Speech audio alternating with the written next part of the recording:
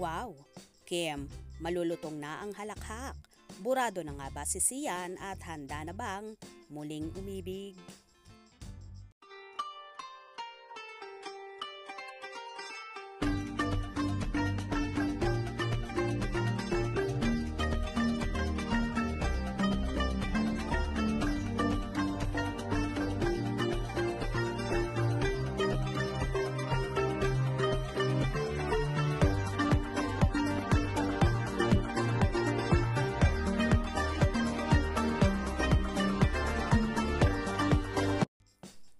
Sama-sama na nga ang Becky, Angelica Panganiban, Bella Padilla, Kim Chiu sa Amerika bago matapos ang 2023. Sabi nga, ito ang kailangan ni Kim, ang mga tunay niyang kaibigan na nagko-comfort sa kanya. And for sure naman noon pa, kasagsagan ng mabigat na dalahin ni Kim. Na-comfort na siya ng dalawang matalik na kaibigan. Anyway, makikita nga sa Instagram story ni Bella ang malulutong na halakhak ni Kim na pinagdadrive nga siya nung mga oras na iyon. Tawang-tawa si Kim sa chika ni Bella na makakapag-manicure pa siya sa loob ng kotse habang si Kim naman ang driver niya. What's up? What's up? What's up, sap-sap? Ha ha ha ha.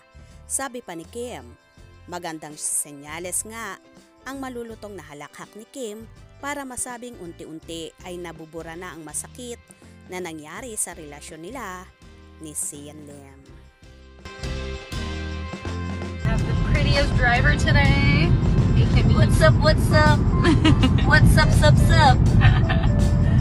So today I'm just a passenger and I love it. So what's the feeling, Momsy? Of not being a driver. I love it.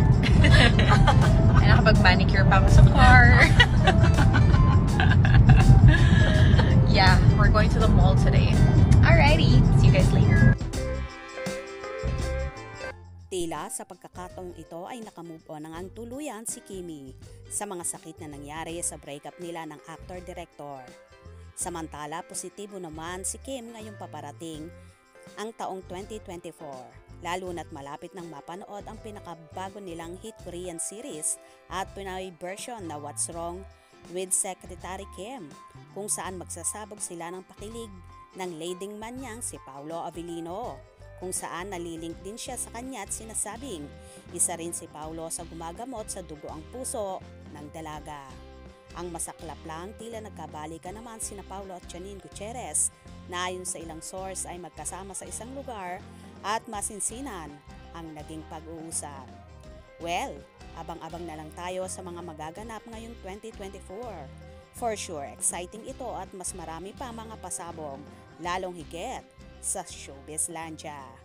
Kaya naman tumutok at wag na wag pahuhuli sa mga maiinit na kaganapan. Anong inyong magiging reaksyon sa bidyong ito? Comment below.